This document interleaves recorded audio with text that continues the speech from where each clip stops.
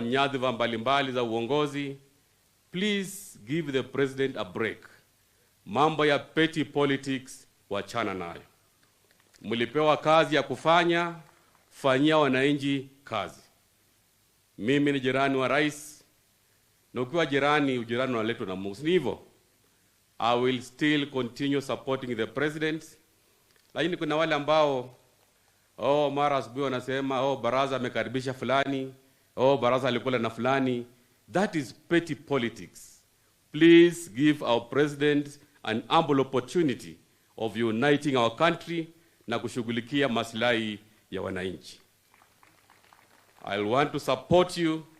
Magovernors wote tuko nyuma yako, kwa sababu we know that the next 4 years Kenya will be transformed. Na sisi kama Mrembe Nation, I want to assure you tutakuunga mkono, because you have demonstrated your development agenda katika nchi yote.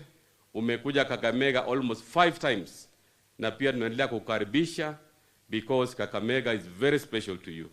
Kwa hayo machache, Mungu awabariki sana. Asanteni. Kongoi.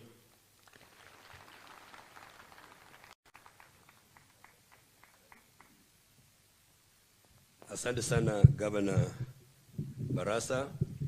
Umesema ukweli. Rais haoni mambo ya vyama. Hiyo Governor kwa ODM awoga kunyagina hiyo. Ngumaro kinyevu. Your Excellency, kwa sababu muda unaenda, nataka nikushukuru sana kwa kuchaguliwa kwa president kutoka hapa nyumbani hapa Kamagut. Hii ni maajabu na ni miujiza. Najiunga na wale wengine wote nisema asanteni sana watu ya Kamagut. Piga hapa chigiosi kwa president. Negi soma nyuta yu.